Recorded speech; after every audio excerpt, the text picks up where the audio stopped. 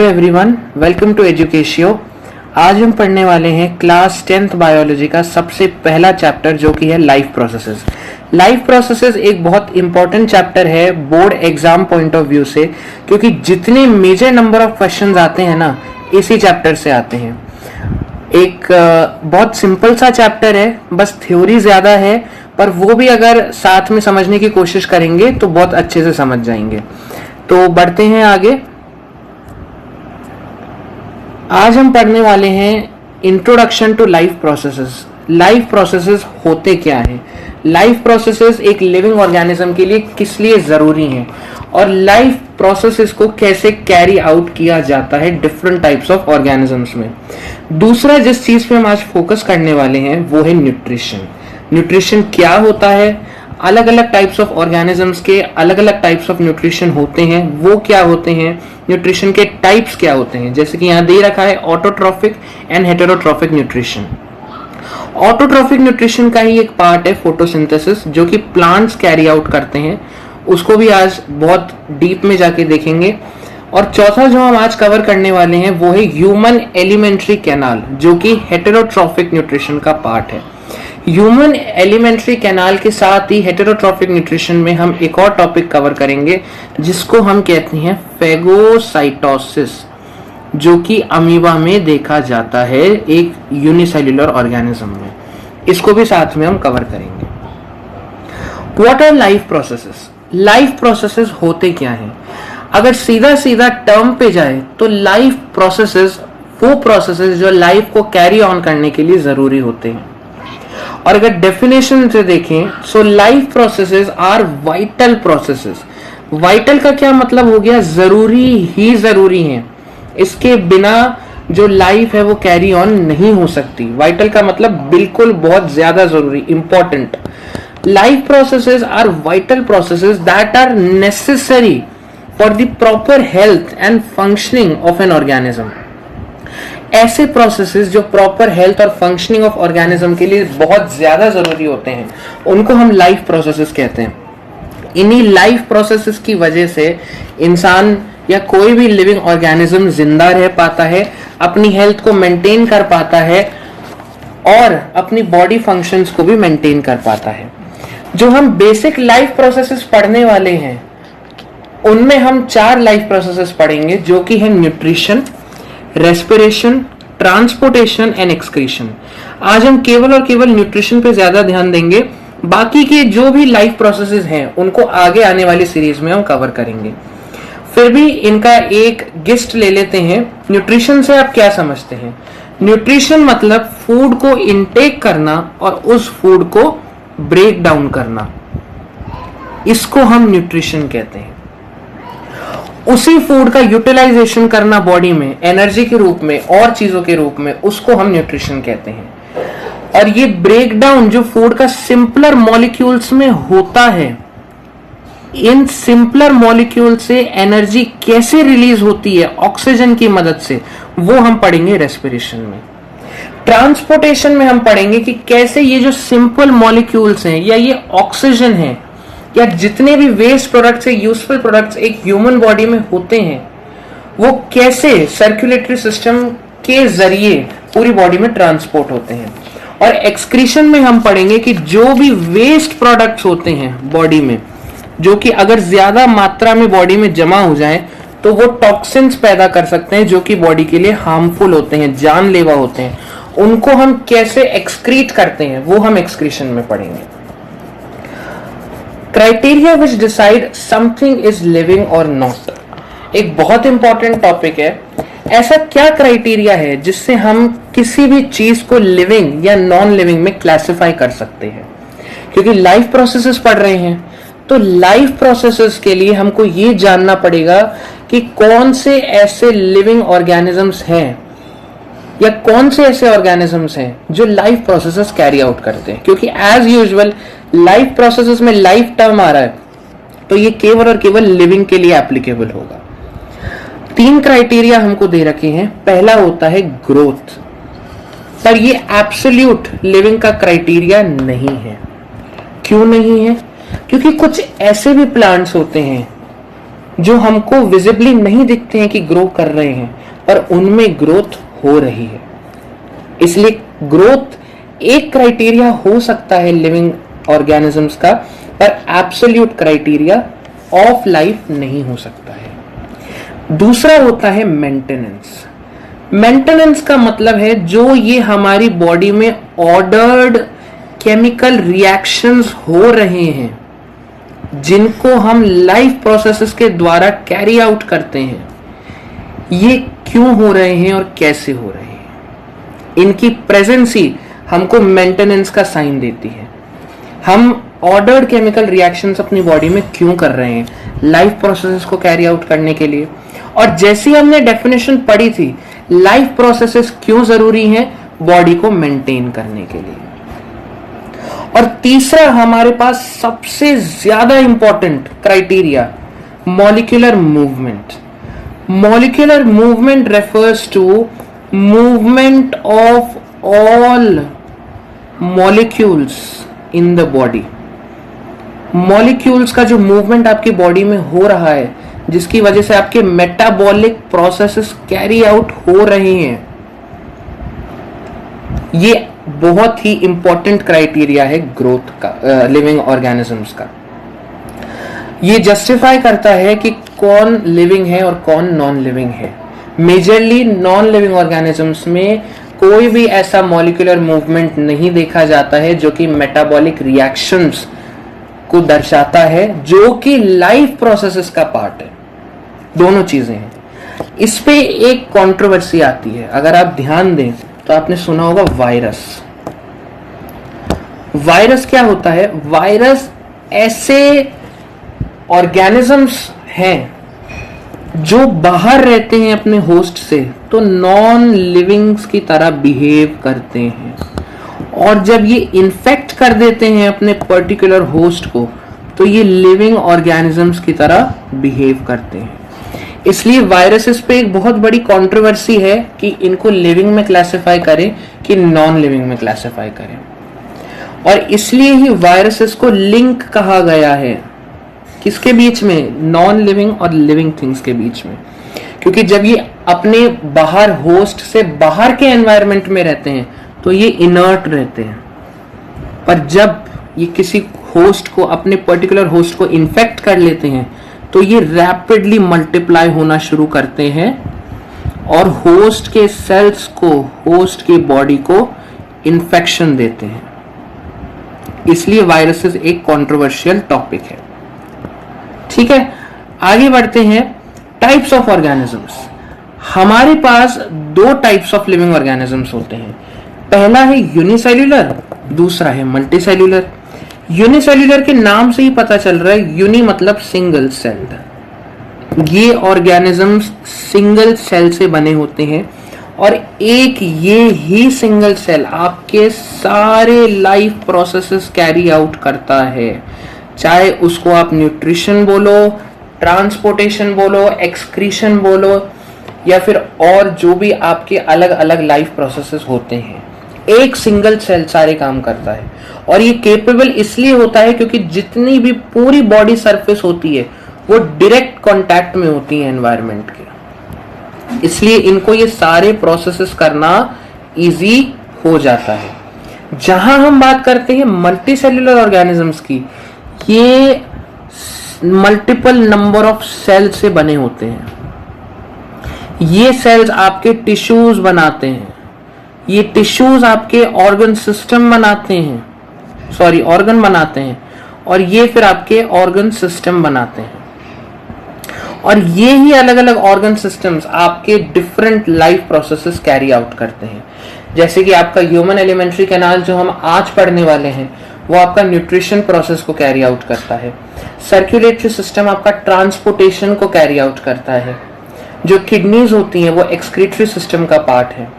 जो लंग्स हैं वो रेस्पिरेटरी सिस्टम का पार्ट है। इसलिए ये मेजर डिफरेंस है सिंगल सेल्स और मल्टीपल सेल्स के बीच का। आगे बढ़ते हैं। न्यूट्रिशन। न्यूट्रिशन क्या होता है? न्यूट्रिशन एक ऐसा प्रोसेस है जिससे एक ऑर्गेनिज्म फूड को अंदर लेता है और उस फूड को यूटिलाइज करता है, उसको हम न्यूट्रिशन कहते हैं। केवल फूड को खाने मात्र को हम न्यूट्रिशन नहीं कहते हैं। उस फूड को ऑर्गेनिज्म ने लिया, उसको सिंपलर मॉलिक्यूल्स में ब्रेक किया और ब्रेक करने के बाद उसको यूटिलाइज किया अलग अलग चीजों में।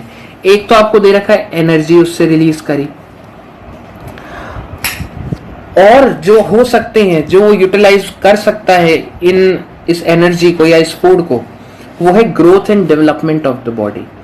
Growth and development of body का मतलब है कि जो बॉडी की ग्रोथ है, डेवलपमेंट है, आगे के लिए, फ्यूचर के लिए नए सेल्स चाहिए, नए टिश्यूज बनने चाहिए, तो ये फूड ही काम आता है नए सेल्स और टिश्यूज को बनाने में। जैसे आप देखोगे, पहले आप इन्फेंट थे, फिर आप एक चाइल्ड बने, फिर आप टीनेजर हो अब, और अब आप आगे अडल्ट बनोगे, तो आपके बॉडी की ग्रोथ हो रही है। तो इस नई ग्रोथ के लिए बॉडी को एक सोर्स चाहिए जिसको वो यूटिलाइज करके नए सेल्स बना सके, नए टिश्यूज बना सके, और यही सोर्स फूड होता है जिसको वो ब्रेक डाउन करके यूटिलाइज करता है। दूसरा होता है रिपेयर ऑफ डैमेज टिश्यूज। जो बॉडी में कहीं पे सेल्स या टिश्यूज डेड हो जाते हैं, उनकी जगह नए सेल्स और टिश्यूज को सब्स्टिट्यूट करना, ये भी एक ऐसा बेसिक लाइफ फंक्शन होता है जो कि फूड इसका सोर्स होता है। तीसरा होता है metabolic processes. Other metabolic processes, जो बॉडी में आपके थाउजेंड्स ऑफ केमिकल रिएक्शंस हो रहे हैं, थाउजेंड्स ऑफ मेटाबॉलिक रिएक्शंस हो रहे हैं, उसके लिए एनर्जी कहाँ से आ रही है, उसका यूटिलाइजेशन कहाँ से हो रहा है, तो इसका यूटिलाइजेशन फूड की वजह से हो रहा है। मतलब अल्टीमेट सोर्स जो आपका एनर्जी का है वो फूड है। इस फूड से ही आप एनर्जी रिलीज करते हो, और यही अल्टीमेट सोर्स है जहां से लिविंग ऑर्गेनिजम्स को एनर्जी मिलती है अलग अलग प्रोसेसेस कैरी आउट करने के लिए। ठीक है, अब टाइप्स ऑफ न्यूट्रिशन। दो टाइप्स के न्यूट्रिशन हमारे पास होते हैं। पहला होता है ऑटोट्रॉफिक न्यूट्रिशन, दूसरा होता है हेटेरोट्रॉफिक न्यूट्रिशन। ऑटोट्रॉफिक न्यूट्रिशन आपको नाम से ही पता चल रहा है, ऑटो मतलब सेल्फ। तो इस न्यूट्रिशन में जो ऑर्गेनिजम्स होते हैं वो खुद ही अपना फूड बनाते हैं, जिसको हम सेल्फ सिंथेसिस कहते हैं, सेल्फ सिंथेसिस ऑफ फूड। इसको हम ऑटोट्रॉफिक न्यूट्रिशन कहते हैं।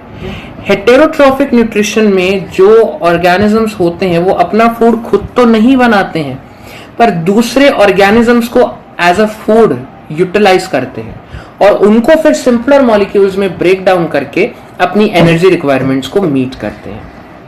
यहां पे ऑर्गेनिजम्स इंडिपेंडेंट होते हैं ऑटोट्रॉफिक न्यूट्रिशन में। हेटेरोट्रॉफिक न्यूट्रिशन में ऑर्गेनिजम्स डिपेंडेंट होते हैं दूसरे ऑर्गेनिजम्स में अपनी एनर्जी रिक्वायरमेंट्स के लिए। ये डिफरेंस है ऑटोट्रॉफिक और हेटेरोट्रॉफिक न्यूट्रिशन में। एग्जाम्पल्स हम आगे भी देखेंगे। यहां पे जो एग्जाम्पल दे रखा है ग्रीन प्लांट्स, और यहां पे humans, animals such as cows. ठीक है, आगे बढ़ते हैं। Autotrophic nutrition. ऑटोट्रॉफिक न्यूट्रिशन जैसे हमने बात करी, सेल्फ सिंथेसिस ऑफ फूड के बारे में बात करता है। ऑटोट्रॉफिक न्यूट्रिशन का मतलब है कि जो ऑर्गेनिज्म है वो खुद ही सिंपल इनऑर्गेनिक मटेरियल से अपने फूड को सिंथेसाइज कर रहा है, और उसी फूड को सिंपलर मॉलिक्यूल्स में बनाकर या ब्रेक डाउन कर कर अपनी एनर्जी रिक्वायरमेंट्स को मीट कर रहा है। उसको हम ऑटोट्रॉफिक न्यूट्रिशन कहते हैं। एक बार डेफिनेशन देखें तो autotrophic nutrition is a process where an organism prepares its own food from simple inorganic materials available around them or available in the environment.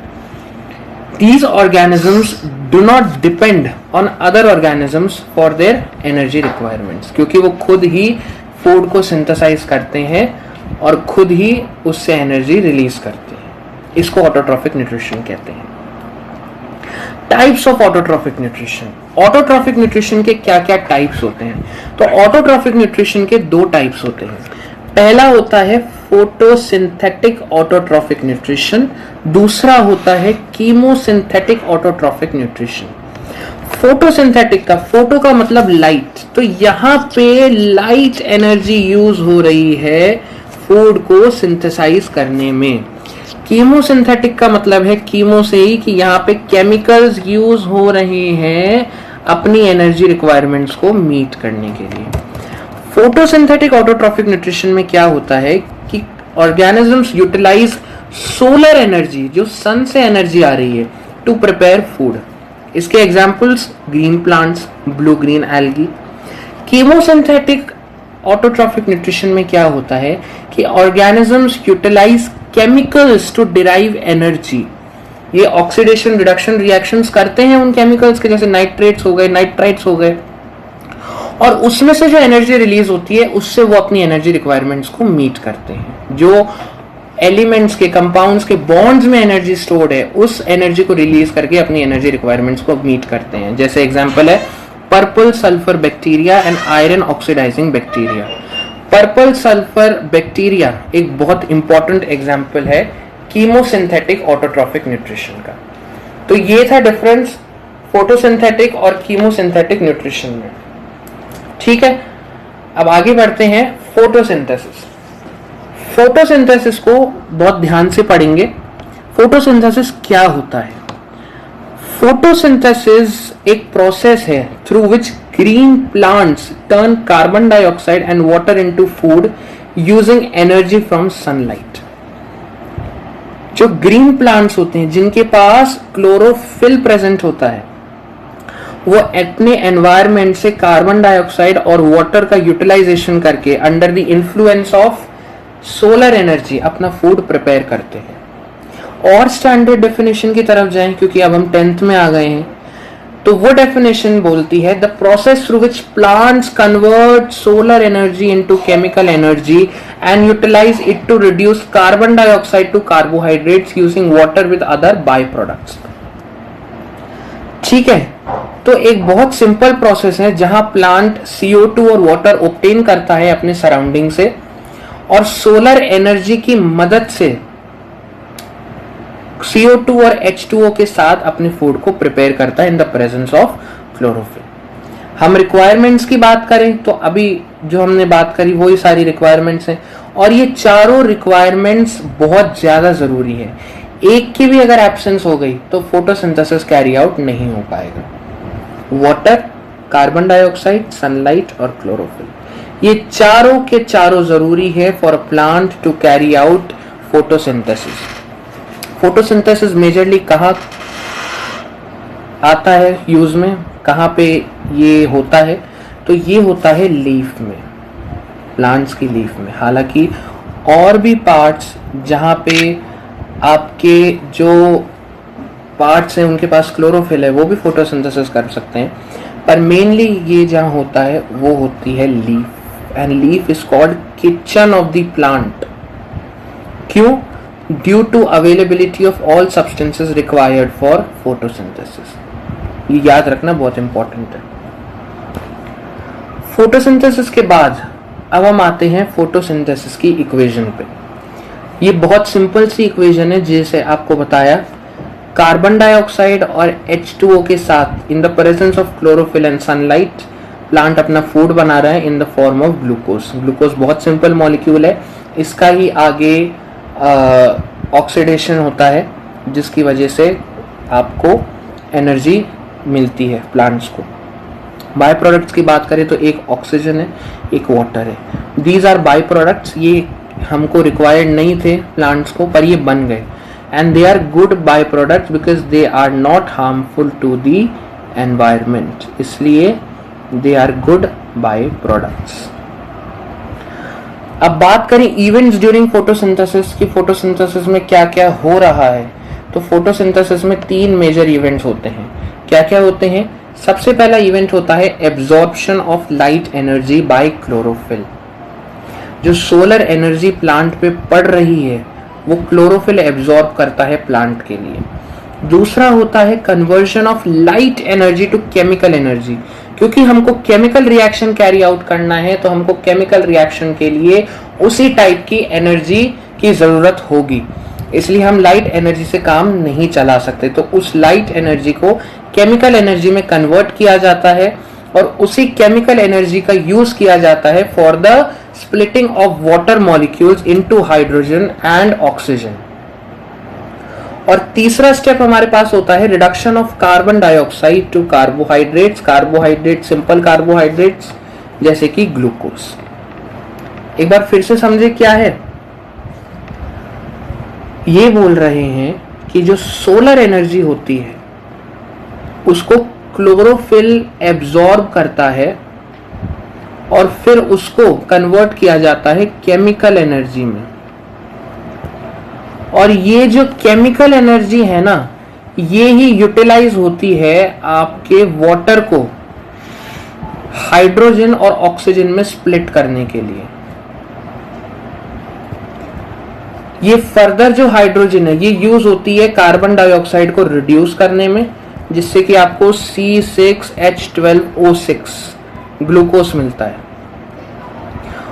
और ये जो ऑक्सीजन है ये as a by product release हो जाती है। यहां पे जो एक्सेस ऑफ ऑक्सीजन और हाइड्रोजन होती है ये भी एक बाय प्रोडक्ट बनाती है जो कि होता है वाटर। और ये इक्वेशन जो भी हमने पढ़ी थी फोटोसिंथेसिस की, वही वाली इक्वेशन। ठीक है, अब प्लांट्स ने प्रिपेयर तो करा फूड कार्बोहाइड्रेट्स के फॉर्म में, ग्लूकोज के फॉर्म में, पर ग्लूकोज ना एक छोटा मॉलिक्यूल होता है, तो वो इजीली जो कंडक्टिंग वेसल्स होती है ना प्लांट्स की, जब वाटर फ्लो होता है तो वो उसके साथ बह सकता है। तो प्लांट्स को जरूरत है कि जैसे ही ग्लूकोज बना उसको इमीडिएटली यूज कर लें। अगर ज्यादा ग्लूकोज बन गया है तो हम उसको ग्लूकोज के फॉर्म में प्लांट्स में स्टोर नहीं कर सकते। इसलिए प्लांट्स की क्या स्ट्रेटेजी होती है, प्लांट्स उस ग्लूकोज को कन्वर्ट करते हैं स्टार्च में। स्टार्च एक बड़ा मॉलिक्यूल होता है और इसलिए कंडक्टिंग वेसल्स में पानी के बहाव के साथ नहीं बहता है। ये स्टार्च कहाँ कहाँ स्टोर हो सकता है, ये रूट्स में स्टोर हो सकता है, ये स्टेम में स्टोर हो सकता है, ये लीव्स में स्टोर हो सकता है। ठीक है, अलग अलग जगह जैसे कि प्लांट को रिक्वायरमेंट है ये स्टोर हो सकता है। और जब प्लांट को जरूरत आगे पड़ती है इमरजेंसी कंडीशन में, या जिस दिन फोटोसिंथेसिस नहीं हुआ उस दिन ये स्टार्च वापस ग्लूकोज में ब्रेक डाउन हो जाता है और फिर प्लांट इसको यूज कर लेता है। अच्छा, फोटोसिंथेसिस तो हमने समझ लिया। अब फोटोसिंथेसिस हो कहाँ रहा है, the main site of photosynthesis, वो भी तो समझना पड़ेगा ना। तो मेन साइट जैसा हमने कहा वो होती है लीफ, और ये है cross section of a leaf. जैसे आप देखोगे हम बाहर से जब लीफ का क्रॉस सेक्शन देखते हैं तो ये बीच में जो मेन वेन जा रही है ना, सबसे बड़ी वाली, सबसे ब्रॉडर, सबसे वाइडर, इसको हम कहते हैं मिडरिब। ये होती है वाइडेस्ट वेन या widest conducting vessel of the leaf, इसको वाइडेस्ट वेन कहते हैं मिडरिब को। इसमें ही फ्लोएम और जाइलम होता है जो कि वाटर और फूड को कंडक्ट करने में हेल्प करता है। जाइलम कौन सा कंडक्टिंग टिश्यू होता है, जो कि वाटर एंड मिनरल्स लाता है लीफ को फोटोसिंथेसिस कैरी आउट करने के लिए। फ्लोएम कौन सा कंडक्टिंग टिश्यू होता है, फ्लोएम कंडक्टिंग टिश्यू होता है जो कंडक्ट करता है ग्लूकोज को। जाइलम का फ्लो यूनिडायरेक्शनल होता है, क्यों, क्योंकि वाटर एंड मिनरल्स केवल और केवल लीफ तक पहुंचाने हैं। फ्लोएम मल्टी डायरेक्शनल फ्लो वाला कंडक्टिंग टिश्यू होता है क्योंकि each and every part of the plant needs food, इसलिए। और मिडरिब से ये जो छोटी छोटी वेन्स निकल रही हैं ये each and every cell of the leaf तक जाती हैं, बहुत ही बारीक होती हैं वाटर एंड मिनरल्स पहुंचाने के लिए और उनसे वापस फूड लेने के लिए। ठीक है, ये जो सरफेस आपको दिख रहा है पूरा लीफ का, इसको हम कहते हैं लीफ ब्लेड या लमाइना। ऑलराइट, अब जब ध्यान से और माइक्रोस्कोप के नीचे cross section of a leaf देखते हैं तो उसमें हम देखते हैं कि दोनों तरफ लीफ के सरफेस पे एपिडर्मिस होता है। ये जो एपिडर्मिस होता है ना, इसको हम अपर एपिडर्मिस और लोअर एपिडर्मिस कहते हैं। ये बहुत थिन लेयर होती है सिंगल सेल की, केवल सिंगल सेल की, दोनों तरफ लीफ की। जैसे हमारी एपिडर्मल लेयर क्या है, स्किन है ना, वैसे ही प्लांट्स की जो एपिडर्मल लेयर होती है उसको हम एपिडर्मिस कहते हैं। अपर एपिडर्मिस के ऊपर एक वैक्सी क्यूटिकल होता है। इस क्यूटिकल का रोल क्या होता है? इस वैक्सी क्यूटिकल का रोल होता है to protect the leaf from water और टू प्रिवेंट वाटर लॉस। ये दो रोल होते हैं क्यूटिकल के।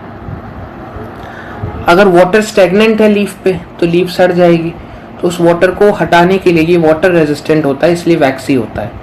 और prevent water loss through stomata या किसी भी लीफ के पार्ट से, इसलिए भी ये हेल्प करता है वैक्सी क्यूटिकल।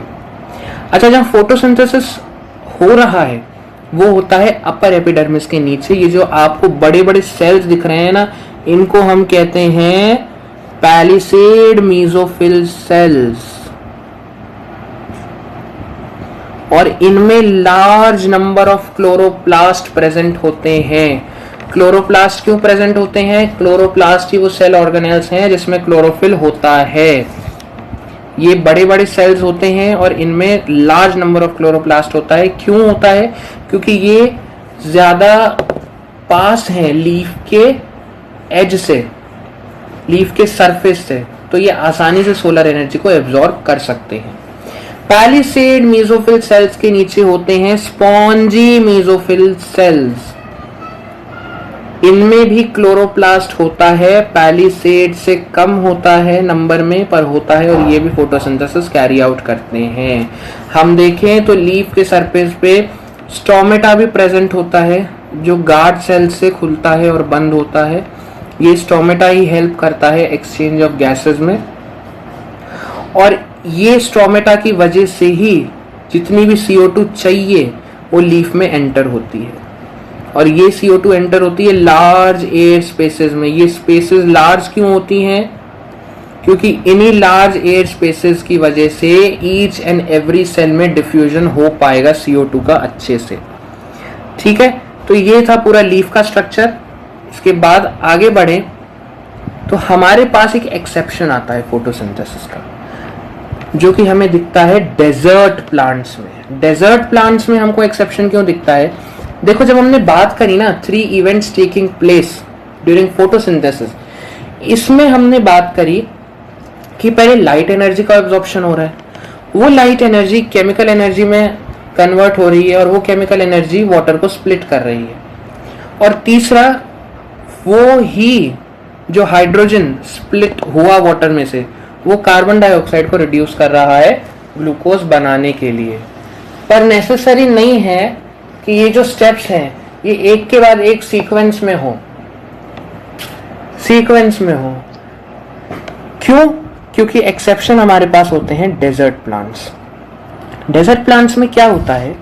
क्योंकि बहुत ज्यादा गर्मी होती है, तो गर्मी की वजह से जो डेजर्ट प्लांट्स होता है वो वाटर लॉस को प्रिवेंट करने के लिए स्टोमेटा को दिन में नहीं खोलते हैं। दिन में क्यों नहीं खोलते हैं? क्योंकि दिन में अगर स्टोमेटा को खोलेंगे तो जितना भी पानी है वो सारा का सारा ट्रांसपिरेशन से लॉस हो जाएगा। वैसे ही डेजर्ट प्लांट्स में इतनी किल्लत होती है पानी की, और अगर प्लांट्स में से वाटर का लॉस हो जाता है तो ये दिक्कत हो जाएगी प्लांट्स के लिए। इसलिए जो डेजर्ट प्लांट्स होते हैं वो अपना स्टोमेटा दिन के टाइम नहीं खोलते हैं। डेजर्ट प्लांट्स क्या करते हैं? They take up carbon dioxide at night, और उस कार्बन डाइऑक्साइड को जो उन्होंने स्टोमेटा से एब्जॉर्ब करी है रात को, उसका वो एक इंटरमीडिएट बना देते हैं जिसको हम मैलिक एसिड कहते हैं। और ये इंटरमीडिएट जब दिन में सोलर एनर्जी रहती है तो उस सोलर एनर्जी के द्वारा इस पे एक्ट होता है, और यही इंटरमीडिएट फिर आपका ग्लूकोज में कन्वर्ट होता है। जैसा हमने बात करी to prevent water loss, stomata दिन में नहीं खुलता है, रात में खुलता है।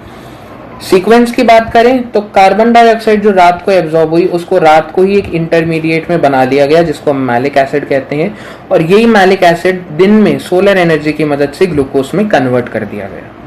ये एक्सेप्शन होता है। तो ये एक्सेप्शन हमें क्या बताता है कि जो भी 3 स्टेप्स हैं फोटोसिंथेसिस के इवेंट्स के, वो जरूरी नहीं है कि सीक्वेंस में एक के बाद एक ही हो, डिफरेंस पाया जा सकता है।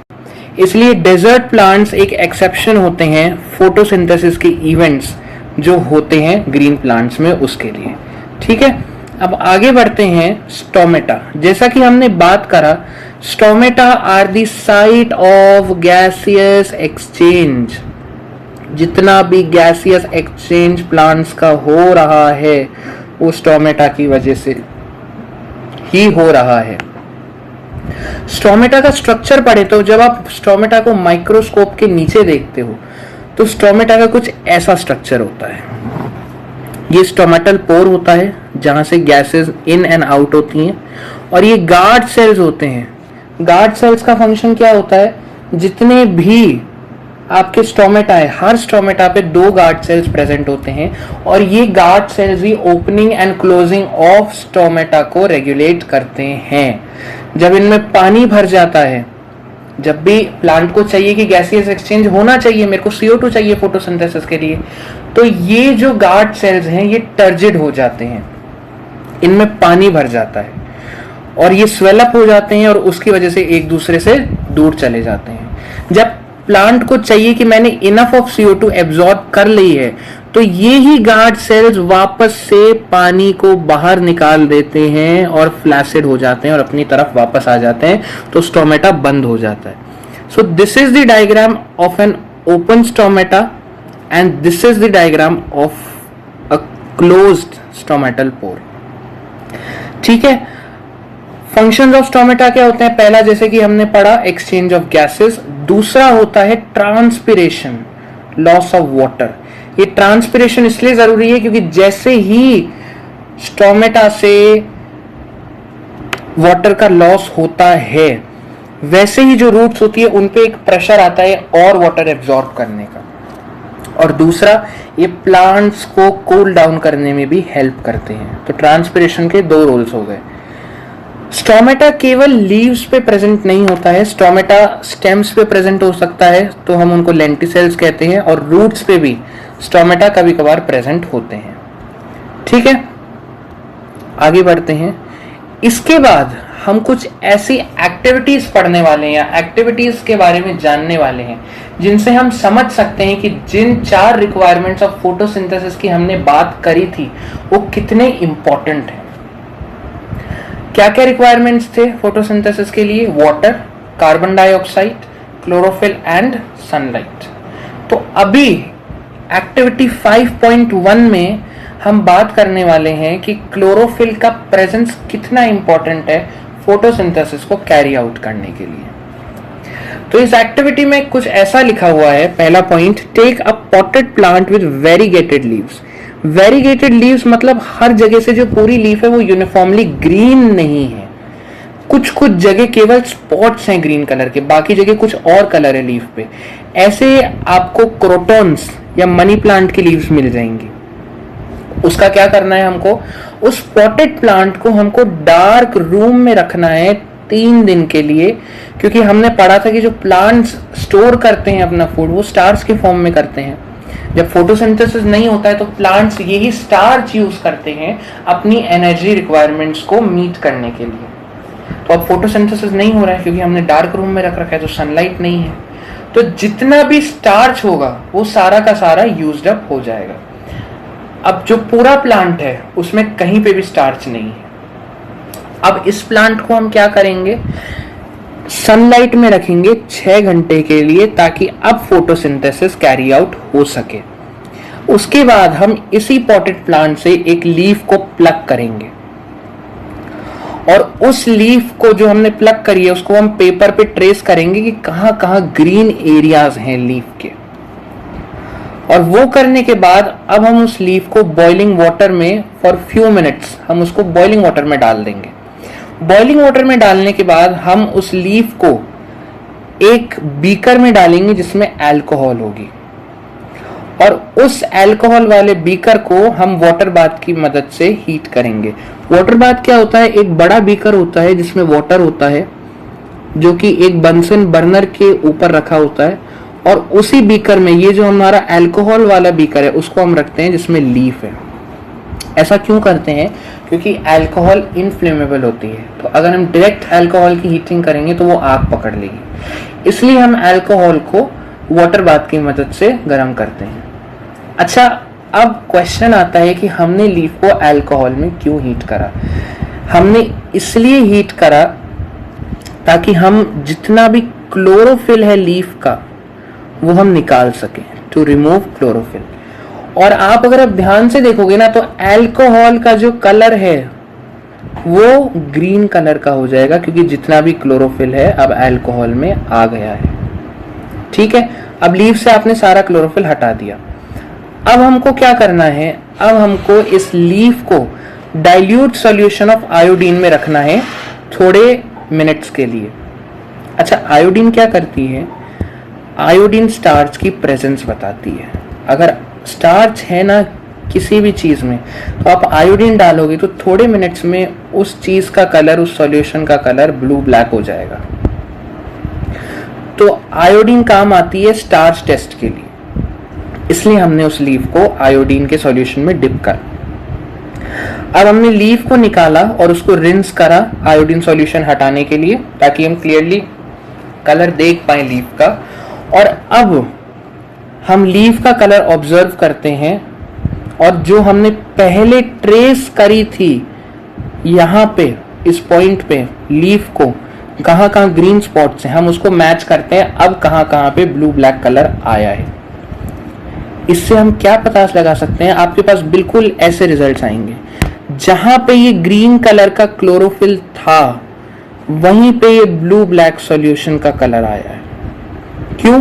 क्योंकि जहां पे क्लोरोफिल था वहीं पे आपका ग्लूकोज बना और उसको ही स्टार्च में कन्वर्ट किया गया। इससे हमको पता चलता है इंपॉर्टेंस ऑफ क्लोरोफिल कितना है फोटोसिंथेसिस में। ठीक है, आगे बढ़ते हैं। तो आगे वाली एक्टिविटी में हम जानेंगे इंपॉर्टेंस ऑफ किसका importance, importance of carbon dioxide in photosynthesis. इसमें हम क्या करेंगे, दो हेल्दी पॉटेड प्लांट्स लेंगे जो सेम साइज के हैं और उनको डार्क रूम में रखेंगे 3 दिन के लिए to use up all the starch. ठीक है, पिछली एक्टिविटी की तरह। अब दोनों प्लांट्स को हम सेपरेट ग्लास प्लेट्स पे रखेंगे। एक वाली ग्लास प्लेट पे हम वॉच ग्लास रखेंगे जिसमें पोटेशियम हाइड्रोक्साइड होगा, KOH। KOH क्या करता है, KOH एब्जॉर्ब्स CO2। और दूसरे वाले प्लांट में हम कुछ नहीं रखेंगे और अब उनको हम बेल जार से बंद कर देंगे और नीचे हम वैसलीन से बिल्कुल बेल जार को सील कर देंगे ताकि जो बाहर की हवा है वो अंदर दोनों में नहीं जा पाए। अब यहाँ पे बिल्कुल CO2 नहीं है क्योंकि जितनी CO2 थी वो KOH ने एब्जॉर्ब कर ली, पर यहाँ पे कुछ अमाउंट ऑफ CO2 है, तो यहाँ पे गुंजाइश है कि ये प्लांट थोड़ा सा स्टार्च टेस्ट दे सकता है। अब हमने इन दोनों प्लांट्स को फोटोसिंथेसिस परफॉर्म करने के लिए 2 घंटे के लिए सनलाइट में रखा। और पिछली एक्टिविटी की तरह जब हमने स्टार्च टेस्ट करा तो हमको क्या रिजल्ट मिलेगा, हमको ये रिजल्ट मिलेगा कि जो दूसरे नंबर ऑफ प्लांट की लीफ थी उसका तो हमको पॉजिटिव स्टार्च टेस्ट मिला, ब्लू ब्लैक सॉल्यूशन कलर, पर पहली लीफ में हमको नेगेटिव स्टार्च टेस्ट मिला, हमको ब्लू ब्लैक कलर नहीं मिला। ये दर्शाता है आपकी कार्बन डाइऑक्साइड की इंपॉर्टेंस। पानी भी है, सनलाइट भी है, क्लोरोफिल भी है, पर CO2 नहीं है तो स्टार्च नहीं बन रहा है। ठीक है, ऐसे ही आप सनलाइट की इंपॉर्टेंस की भी एक्टिविटी कैरी आउट कर सकते हैं। कैसे कर सकते हैं, आपने एक प्लांट को सनलाइट में रखा फॉर फ्यू आवर्स और दूसरे प्लांट को आपने 3 या 4 दिन के लिए अंदर रखा ताकि उसका सारा स्टार्च यूज हो जाए। अब जब आप टेस्ट करोगे पहले प्लांट को तो वो तो आपको पॉजिटिव टेस्ट देगा, पर दूसरा प्लांट आपको नेगेटिव टेस्ट देगा। ये मैं बता रहा हूं सनलाइट के लिए, सनलाइट की इंपॉर्टेंस के लिए। इससे आप एक और एक्टिविटी सनलाइट की इंपॉर्टेंस के लिए डिजाइन कर सकते हैं। ठीक है, अब बात करते हैं other raw materials which are used in photosynthesis. Water तो सॉइल से एब्जॉर्ब हो ही जाता है, रूट्स की वजह से ट्रांसपिरेशन हुआ, उससे वाटर लॉस हुआ, रूट्स पे एक प्रेशर बना, ऑस्मोटिक प्रेशर, जिसकी वजह से प्लांट्स ने वाटर को एब्जॉर्ब किया सॉइल से। Nitrogen, phosphorus, iron and magnesium, ये कुछ ऐसे मिनरल्स हैं जो प्लांट्स की ग्रोथ एंड डेवलपमेंट के लिए बहुत इंपॉर्टेंट होते हैं और ये भी सॉइल में ही पाए जाते हैं। ये भी वाटर के साथ ही मिनरल्स के रूप में एब्जॉर्ब होते हैं। इनमें भी सबसे इंपॉर्टेंट है नाइट्रोजन। ये याद रखना, नाइट्रोजन क्यों इंपॉर्टेंट है? Because it is an essential element used in the synthesis of proteins and other compounds. इसलिए नाइट्रोजन एक इंपॉर्टेंट एलिमेंट है प्लांट्स के लिए।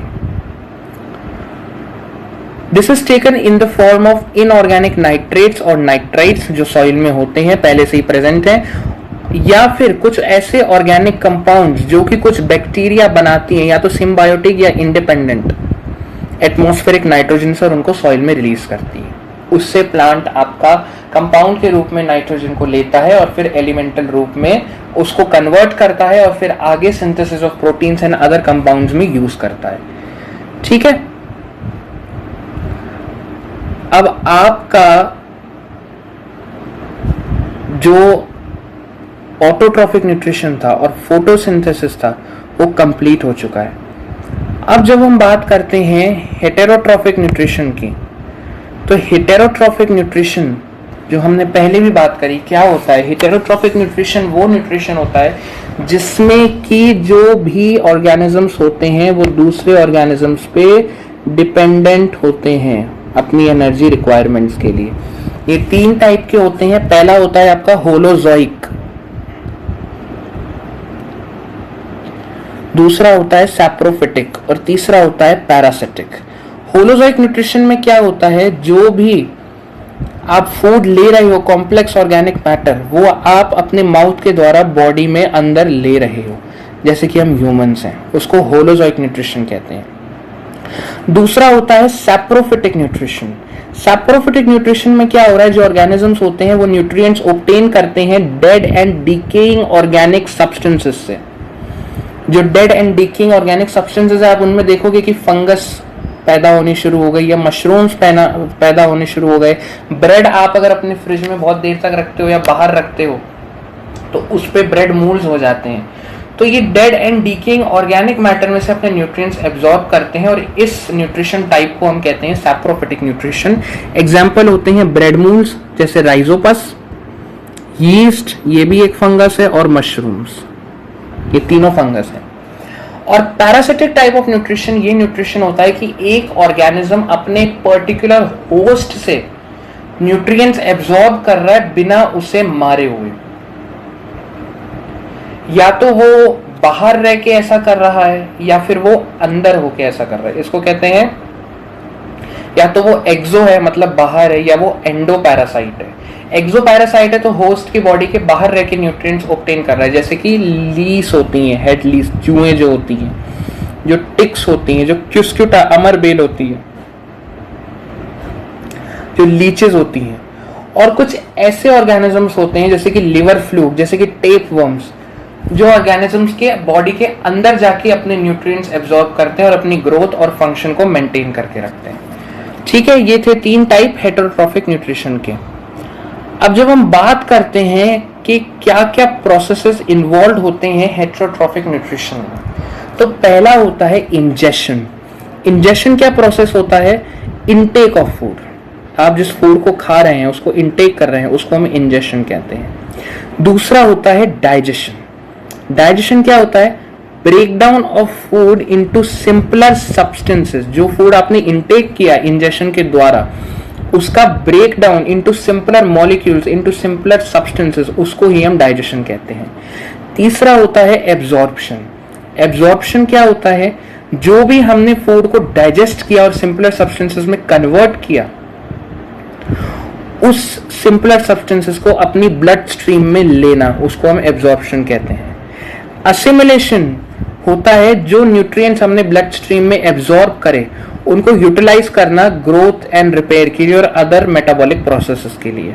और इजेशन होता है जो भी फूड जिसका ब्रेकडाउन नहीं हो पाया, जो अनडाइजेस्टेड फूड था, उसका एक्सक्रीशन, उसको ही हम इजेशन कहते हैं। तो ये 5 प्रोसेसेस हैं जो हेटेरोट्रॉफिक न्यूट्रिशन में काम आते हैं।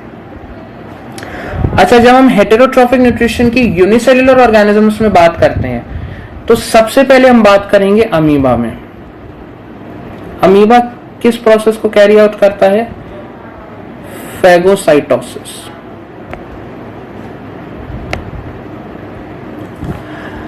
अमीबा क्या करता है? अमीबा एक फ्रेश वाटर ऑर्गेनिज्म है, और ये जो है ना पैरामीशियम, ये भी फ्रेश वाटर ऑर्गेनिज्म है। ये दोनों ही फ्रेश वाटर में पाए जाते हैं और यूनिसेलुलर ऑर्गेनिजम्स होते हैं। अमीबा की अब हम अगर बात करें तो अमीबा के पास जैसे ही कोई वो सेंस करता है फूड पार्टिकल अप्रोच कर रहा है, तो वो अपनी एक ऐसी पर्टिकुलर शेप बनाता है, वो फिंगर लाइक प्रोजेक्शंस बनाता है, जिसको हम कहते हैं स्यूडोपोडिया। और वो स्यूडोपोडिया फूड पार्टिकल के अराउंड आती हैं, उसको एंक्लोज कर लेती हैं अपने अंदर, और ऐसे जो फूड पार्टिकल होता है वो अमीबा के अंदर एंटर कर जाता है और वो बन जाता है एक फूड वैक्यूल। फिर डाइजेस्टिव एंजाइम्स जो भी सिक्रीट होती हैं उस फूड पार्टिकल को डाइजेस्ट करती हैं। अच्छा, आप देखोगे तो अमीबा भी ये सारे स्टेप्स दिखा रहा है। अमीबा इंजेक्शन दिखा रहा है। इंजेक्शन का मतलब अमीबा जो फूड पार्टिकल आ रहा है ना, उस फूड पार्टिकल को इनटेक कर रहा है स्यूडोपोडिया के द्वारा, इसको इंजेक्शन कहेंगे। फूड वैक्यूल बना के डाइजेस्टिव एंजाइम्स रिलीज कर रहा है और उस फूड पार्टिकल को डाइजेस्ट कर रहा है सिंपलर मॉलिक्यूल्स में, उसको हम कहेंगे डाइजेशन। उन सिंपलर मॉलिक्यूल्स को एब्जॉर्ब कर रहा है, अपनी पूरी बॉडी में डिफ्यूज कर रहा है, उसको हम कहेंगे एब्जॉर्प्शन।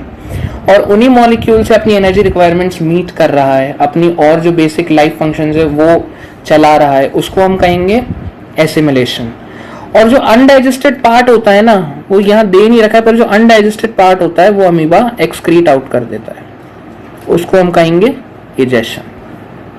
ठीक है। पैरामीशिया में भी कुछ ऐसा ही होता है। पैरामीशिया में क्या होता है? पैरामीशियम में thousands of hair like structures उसकी बॉडी पे होते हैं, ये जो आपको दिख रहे हैं, जिनको हम कहते हैं सीलिया। तो कोई फूड पार्टिकल अगर अप्रोच करता है, पैरामीशिया उसको सेंस करता है, तो ये सीलिया ऐसी मूवमेंट्स करते हैं जिसकी वजह से फूड पार्टिकल सीधा ओरल ग्रूव की तरफ कैरी आउट होता है।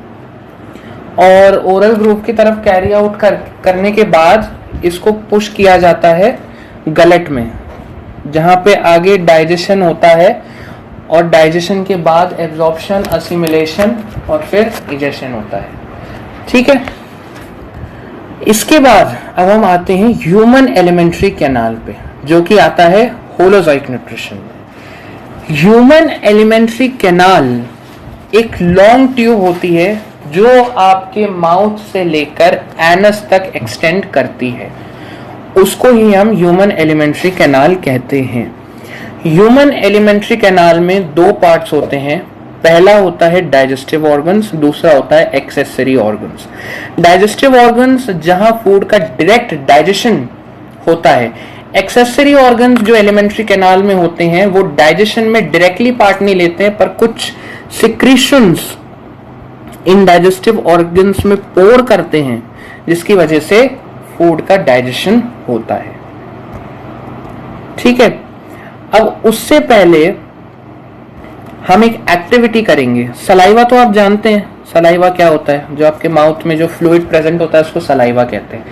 ह्यूमन एलिमेंट्री कैनाल को समझने से पहले हम एक एक्टिविटी करेंगे जिससे हम समझेंगे कि सलाइवा का स्टार्च पे क्या इफेक्ट होता है, क्योंकि नेक्स्ट जो हम टॉपिक पढ़ने वाले हैं वो माउथ ही है।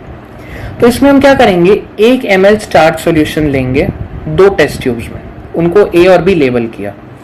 अब एक में हमने 1 ml सलाइवा डाला, let suppose test tube A में डाला, और दूसरे को कुछ नहीं करा, हमने उसको ऐसे ही रख दिया और उसको 20-30 मिनट के लिए हमने अनडिस्टर्ब्ड अलग से रख दिया। अब हमने few drops of dilute iodine solution दोनों टेस्ट ट्यूब्स में डाला। अब आपको किस टेस्ट ट्यूब में कलर चेंज मिलेगा?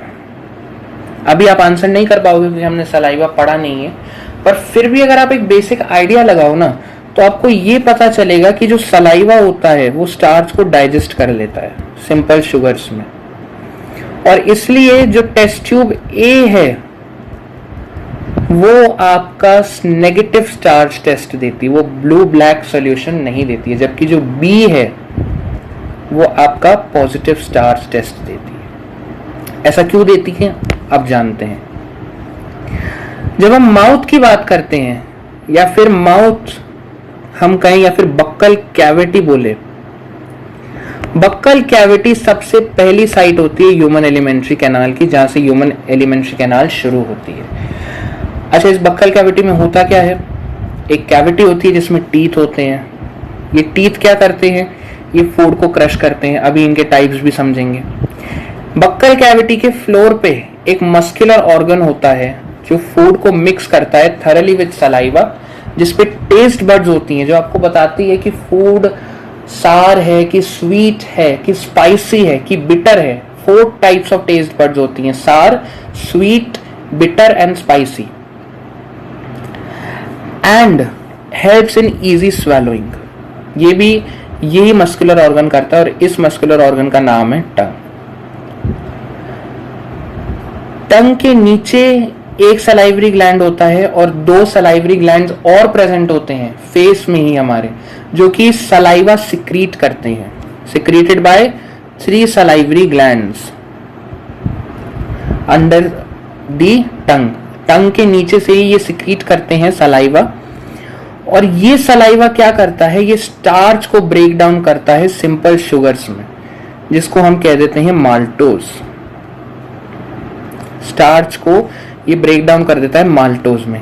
क्यों? क्योंकि इसमें एक एंजाइम होती है जिसका नाम होता है सलाइवरी अमाइलेज। ये सलाइवरी अमाइलेज स्टार्च को ब्रेक डाउन कर देती है माल्टोज में। इसलिए क्या अब हमको समझ में आया कि ये जो एक्टिविटी हमने अभी करी, इसमें टेस्ट ट्यूब ए में क्यों नेगेटिव स्टार्च टेस्ट दिया? क्योंकि जितना भी स्टार्च था वो माल्टोज में कन्वर्ट हो गया। क्यों? क्योंकि सलाइवा में सलाइवरी अमाइलेज नाम की एक एंजाइम थी जिसने स्टार्च को सिंपल शुगर्स में ब्रेक डाउन कर दिया। ठीक है, अब हम बात करें टीथ की। तो टीथ की जब हम बात करते हैं ना, तो टीथ जो हमारी माउथ में है वो 4 प्रकार के होते हैं।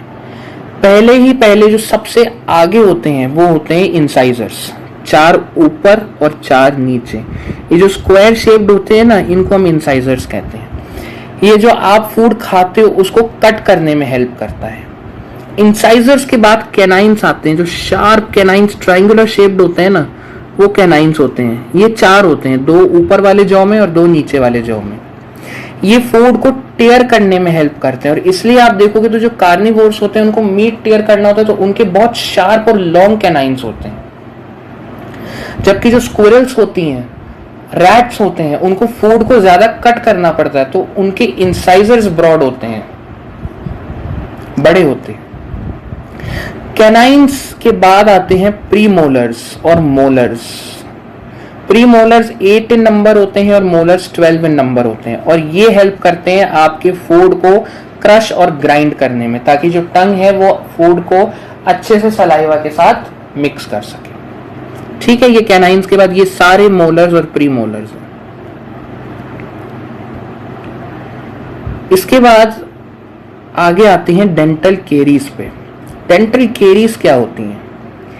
डेंटल केरीज होती हैं कैविटीज जो हमारे दांतों में पड़ती हैं। क्यों पड़ती हैं?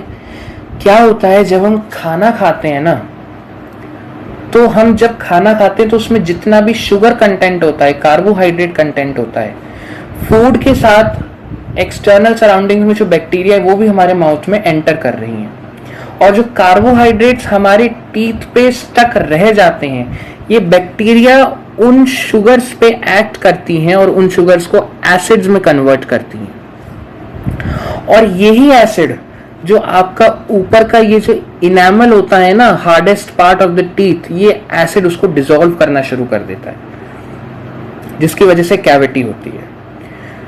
तो ये जो बैक्टीरियल सेल्स होते हैं that enter with food particles, they stick to the teeth to form dental plaque. ये क्या करते हैं, ये एक येलो कलर की दांतों पे प्लेक बना देते हैं। आपने नोटिस भी करा होगा कभी। और ये प्लेक की वजह से जो सलाइवा है, वो जो प्लेक के नीचे एसिड है वहां तक नहीं पहुंच पाता है और उसको न्यूट्रलाइज नहीं कर पाता है। और इसकी वजह से अगर हम ब्रश नहीं करते हैं तो वो प्लेक रिमूव नहीं होती और वो जो एसिड है वो कंटिन्यूअसली इनेमल को करोड करता जाता है और कैविटी होती जाती है। इसलिए कहा जाता है कि brushing the teeth twice in a day is very very important since it removes the plaque before the bacteria produce acids. और अगर ये डेंटल कैविटीज अनट्रीटेड रहती है ज्यादा समय तक, जो बैक्टीरिया है वो कैविटीज से एंटर होके नीचे पल्प में जा सकती है, जहां पे आपके टीथ की सारी वेन्स कनेक्टेड रहती हैं बॉडी से, ब्लड वेसल्स, नर्व्स, वहां तक जा सकती है और इन्फेक्शन और इन्फ्लेमेशन भी प्रोड्यूस कर सकती है। ठीक है, अब बात करते हैं ईसोफेगस की। ईसोफेगस होता है second part of the alimentary canal. Oesophagus क्या होता है? एक लॉन्ग पाइप होता है जो एक्सटेंड करता है माउथ से लेकर या बक्कल कैविटी से लेकर स्टमक तक, और इसका काम होता है केवल और केवल जो माउथ में जो वेट और सॉफ्ट फूड है उसको स्टमक तक पहुंचाना। देखो, बक्कल कैविटी के लिए बहुत जरूरी है जो आप फूड खा रहे हो उसको वेट करना, गीला करना और उसको सॉफ्ट बनाना।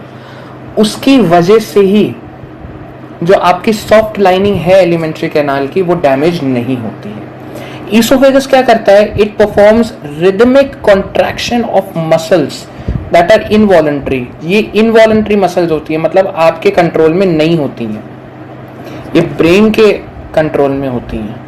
और ये रिदमिक कॉन्ट्रैक्शंस होते हैं पेरिस्टाल्टिक मूवमेंट्स, जो कि बक्कल कैविटी से स्टमक तक फूड को पुश करने में हेल्प करते हैं। और ये मत समझना कि केवल और केवल ये पेरिस्टाल्टिक मूवमेंट्स ईसोफेगस में हो रहे हैं, ये आपकी पूरी एलिमेंट्री कैनाल में होते हैं, क्योंकि इनवॉलंटरी मसल्स हर जगह होती हैं जो ब्रेन के इन्फ्लुएंस के अंडर काम करती हैं। तो ये पेरिस्टाल्टिक मूवमेंट्स पूरी एलिमेंट्री कैनाल में होते हैं। अच्छा, जब हम स्वॉलो करते हैं ना फूड को, तो एक थिन कार्टिलेजिनस फ्लैप होता है जो हमारी टंग के बिहाइंड प्रेजेंट होता है, जिसको हम एपिग्लॉटिस कहते हैं। जब हम फूड को स्वॉलो करते हैं तो ये एपिग्लॉटिस विंड पाइप की ओपनिंग को कवर करता है, ताकि जो हम फूड खा रहे हैं, स्वॉलो कर रहे हैं, वो ईसोफेगस में जाए, विंड पाइप में नहीं जाए। ठीक है, क्योंकि विंड पाइप और जो ईसोफेगस होती है उसकी एक कॉमन ओपनिंग होती है, जैसा आप देख सकते हो, या नेजल कैविटी की भी कॉमन ओपनिंग है, या बक्कल कैविटी भी कॉमन ओपनिंग, इसको आप कहते हो फेरिंग्स।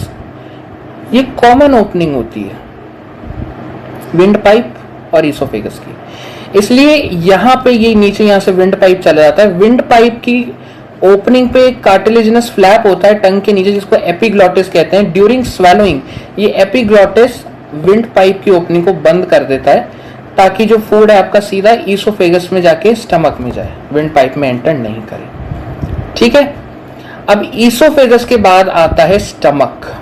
स्टमक आपका वाइडेस्ट ऑर्गन होता है और ये जे शेप्ड ऑर्गन होता है।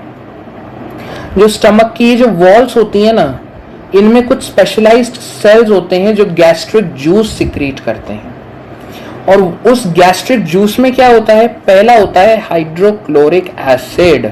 ये हाइड्रोक्लोरिक एसिड क्या करता है? फूड के साथ जो भी माइक्रो ऑर्गेनिजम्स या बैक्टीरिया एंटर कर रहे हैं उनको मारने में ये सहायक होता है, ताकि इन्फेक्शन नहीं फैले। और इसका एक और रोल क्या है? जो गैस्ट्रिक जूस में पेप्सिनोजन होता है वो इनएक्टिव एंजाइम होती है, तो उसको पेप्सिन में कन्वर्ट करता है, क्योंकि पेप्सिनोजन को पेप्सिन में कन्वर्ट होने के लिए एसिडिक मीडियम चाहिए। इसलिए जो पेप्सिनोजन है वो पेप्सिन में कन्वर्ट होता है under the influence of acidic medium provided by hydrochloric acid. और इस पेप्सिन का रोल क्या होता है? ये पार्शियली डाइजेस्ट करता है जो फूड में प्रोटीन्स होते हैं उनको, टू पेप्टाइड्स एंड पेप्टोन्स। एक लेयर होती है स्टमक की, जो स्टमक वॉल्स के चारों तरफ होती है, उसको हम कहते हैं म्यूकस। ये म्यूकस लेयर स्टमक वॉल को कवर करती है पूरा और उसको प्रोटेक्ट करती है HCl से, ताकि स्टमक वॉल डायरेक्ट कांटेक्ट में नहीं आए इस एसिड के, क्योंकि उस एसिड की pH बहुत लो होती है, वो बहुत एसिडिक होता है। इसलिए तो म्यूकस लाइन करता है पूरी स्टमक वॉल को और उसको प्रोटेक्ट करता है HCl से। ठीक है, अब आगे बढ़ते हैं तो हम बात करते हैं लिवर की। लिवर डाइजेस्टिव ऑर्गन नहीं है, ये एक एक्सेसरी ऑर्गन है एलिमेंट्री कैनाल में, पर वैसे बॉडी में बहुत ही ज्यादा इंपॉर्टेंट ऑर्गन है। लिवर क्या करता है? जो भी आपका फूड स्टमक से डाइजेस्ट होके आया है वो एसिडिक होता है, और जैसा कि यहाँ पे लिखा हुआ है कि जो पार्शियली डाइजेस्टेड फूड होता है ना स्टमक में, उसका पीएच एसिडिक होता है और उसको हम काइम कहते हैं।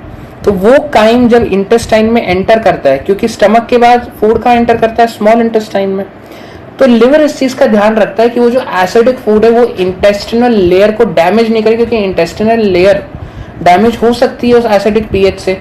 तो लिवर बाइल जूस सिक्रीट करता है, जिसमें क्या होता है, बिलीरुबिन और बिलीवर्डिन, ये सॉल्ट्स होते हैं, बाइल सॉल्ट्स। ये अल्कलाइन होता है बाइल जूस, और ये क्या करता है, उस एसिडिक पीएच को न्यूट्रलाइज करता है इंटेस्टाइन में जाने से पहले, ताकि वो इंटेस्टाइनल वॉल्स को डैमेज नहीं करे। दूसरा क्या होता है, bile juice emulsification of fats में हेल्प करता है। एमल्सिफिकेशन क्या होता है, फैट्स के ना बहुत लार्ज ग्लोब्यूल्स होते हैं, बहुत लार्ज ग्लोब्यूल्स होते हैं। तो ये जो लार्ज ग्लोब्यूल्स होते हैं ना, इनको ये बिलीरुबिन और biliverdin small small fat droplets में ब्रेक करता है, ताकि जो स्मॉल फैट ड्रॉपलेट्स हैं ये आगे जो लाइपेसेस एंजाइम इंटेस्टाइन सिक्रीट करेंगी, उससे ये डाइजेस्ट हो सके अपने फाइनल प्रोडक्ट में। लिवर की बात करें तो largest organ of the body होता है, ठीक है, और लिवर के पास बाइल जूस की स्टोरेज के लिए एक स्पेशलाइज्ड ऑर्गन होता है जिसको हम कहते हैं गॉल ब्लैडर, क्योंकि लिवर एक साथ बाइल जूस नहीं रिलीज करता है, धीरे धीरे पार्ट्स में रिलीज करता है। तो गॉल ब्लैडर के पास यही रोल है कि वो जितना भी बाइल जूस है उसको स्टोर करता है, ठीक है। इसके बाद आता है पैनक्रियास। पैनक्रियास भी एक एक्सेसरी ऑर्गन है, ये भी डाइजेस्टिव ऑर्गन नहीं है, ये स्टमक के बीनीथ प्रेजेंट होता है और बहुत इंपॉर्टेंट ऑर्गन होता है, क्योंकि ये पैनक्रियाटिक जूस बनाता है, जिसमें कौन कौन सी एंजाइम्स होती हैं। पहली एंजाइम होती है ट्रिप्सिन। ट्रिप्सिनोजेन इनएक्टिव एंजाइम होती है, अल्कलाइन पीएच की वजह से वो ट्रिप्सिन में कन्वर्ट होती है, और ये हेल्प करती है प्रोटीन्स के डाइजेशन में, इंटेस्टाइन में जब खाना आ गया। दूसरी होती है लाइपेस, जो फैट्स का डाइजेशन करती है, फैट ड्रॉपलेट्स का, जो कि बाइल जूस ने एमल्सिफाई करे हैं। और तीसरा होता है पैनक्रियाटिक अमाइलेज, जो कि आपका फूड में जो कार्बोहाइड्रेट्स होता है उनके डाइजेशन में हेल्प करता है। तो ये पैनक्रियाटिक जूस के कॉम्पोजिशन होता है। अब क्या होता है, जब हम स्मॉल इंटेस्टाइन की बात करते हैं तो पहले इनकी सिक्रीशंस की बात करते हैं। लिवर भी अपने सिक्रीशंस स्मॉल इंटेस्टाइन में रिलीज करता है, और पैनक्रियाज भी अपना पैनक्रियाटिक जूस स्मॉल इंटेस्टाइन में रिलीज करते हैं। जब खाना आता है, जो पार्शियली डाइजेस्टेड काइम है वो स्टमक से आता है, स्मॉल इंटेस्टाइन के 3 पार्ट होते हैं, डिओडेनम, जेजुनम एंड इलियम। तो पहले पार्ट में जब काइम आता है डिओडेनम में, तो बाइल जूस रिलीज होता है बाइल डक्ट से, और पैनक्रियाटिक जूस रिलीज होता है पैनक्रियाटिक डक्ट से, और ये दोनों एक कॉमन डक्ट में जाके मिलते हैं, जिनको हम कहते हैं हिपैटोपैनक्रियाटिक डक्ट। ये सिक्रीशंस वहां जाके मिलते हैं, और जैसे ही काइम यहाँ आता है तो पहले वो इस सिक्रीशंस के साथ मिलता है, और फिर जाके आगे इंटेस्टाइन में जो भी खाना होता है उसका डाइजेशन होता है। Stomach releases chyme through a muscular sphincter in small parts, and then this chyme receives secretions from liver and pancreas through a common duct, that is hepatopancreatic duct. ठीक है। अब स्मॉल इंटेस्टाइन की अगर हम बात करें तो स्मॉल इंटेस्टाइन एक हाईली एक्सटेंसिवली कॉइल्ड ऑर्गन होता है। ये इतना कॉइल्ड इसलिए होता है क्योंकि जितना एब्जॉर्प्शन मैक्सिमम हो सके वो इंटेस्टाइन, इस स्मॉल इंटेस्टाइन में हो जाए, इसलिए बहुत लंबा होता है ताकि एफिशिएंट एब्जॉर्प्शन ऑफ न्यूट्रिएंट्स हो। और दूसरी बात, इतना लंबा इसलिए होता है क्योंकि इसका एब्जॉर्प्शन सरफेस जो है वो ज्यादा से ज्यादा न्यूट्रिएंट्स को एब्जॉर्ब कर पाए। ये 5 to 7 मीटर लॉन्ग होता है, और फाइनल साइट ऑफ डाइजेशन होता है, और साइट ऑफ एब्जॉर्प्शन भी यही होता है। सबसे ज्यादा जो आपके डाइजेशन के बाद न्यूट्रिएंट्स एब्जॉर्ब हुए वो स्मॉल इंटेस्टाइन में ही होते हैं। अच्छा, इंटेस्टाइन की वॉल्स में भी ग्लैंड्स प्रेजेंट होते हैं जो इंटेस्टिनल जूस बनाते हैं। इंटेस्टिनल जूसेस में इंटेस्टिनल एंजाइम्स होती हैं, जो भी फूड आपके अभी तक कन्वर्ट हुए हैं सिंपलर मॉलिक्यूल्स में, वो अपने फाइनल स्टेट में आ जाते हैं। जैसे माल्टेज मॉल्टोज को ग्लूकोज में कन्वर्ट करती है, जो कार्बोहाइड्रेट्स का फाइनल स्टेट है। पेप्टिडेज कन्वर्ट करती है प्रोटीन्स को अमीनो एसिड्स में, जो प्रोटीन्स का फाइनल स्टेट है। और लाइपेज कन्वर्ट करती है फैट्स को फैटी एसिड्स या ग्लिसरॉल में, जो आपका फैट्स का फाइनल स्टेट है, कार्बोहाइड्रेट्स का फाइनल स्टेट क्या हुआ, ग्लूकोज, प्रोटीन्स का फाइनल स्टेट क्या हुआ, अमीनो एसिड, और फैट्स का फाइनल स्टेट क्या हुआ, फैटी एसिड्स या ग्लिसरॉल। तो फाइनल साइट ऑफ डाइजेशन जो है वो इंटेस्टाइन में ही होती है, इंटेस्टिनल एंजाइम्स की वजह से होती है। ठीक है, अच्छा अब ये डाइजेशन तो हो गया, अब जो न्यूट्रिएंट्स हैं, ग्लूकोज है, अमीनो एसिड्स है, फैट्स है, ग्लिसरॉल है, इनको एब्जॉर्ब करना है तो वो भी इंटेस्टाइन में ही एब्जॉर्ब होते हैं। जो इनर लाइनिंग होती है स्मॉल इंटेस्टाइन की, उसके पास न्यूमरस हजारों करोड़ों में फिंगर लाइक प्रोजेक्शंस होती है जिनको हम विलाई कहते हैं। ये माइक्रोस्कोपिक स्ट्रक्चर्स होते हैं और ये विलाई ऐसे बाहर प्रोजेक्ट करते हैं। ये ऐसे बाहर क्यों प्रोजेक्ट करते हैं microscopic finger like projection? To increase the surface area for absorption. ये बहुत इंपॉर्टेंट गिव रीजन है जो पेपर में आता है। What is the role of villi? To increase the surface area for absorption within the intestine, small intestine. अच्छा, जो animals होते हैं, पहले अगर विलाई की हम बात करें तो हम ये समझ लेते हैं कि जो विलाई होती हैं इनमें आप देखोगे तो ये बहुत रिचली सप्लाइड हैं ब्लड वेसल्स से। इन्हीं ब्लड वेसल्स में आपके सारे न्यूट्रिएंट्स एंटर होते हैं, कैपिलरीज में, आर्टरीज में, वेन्स में।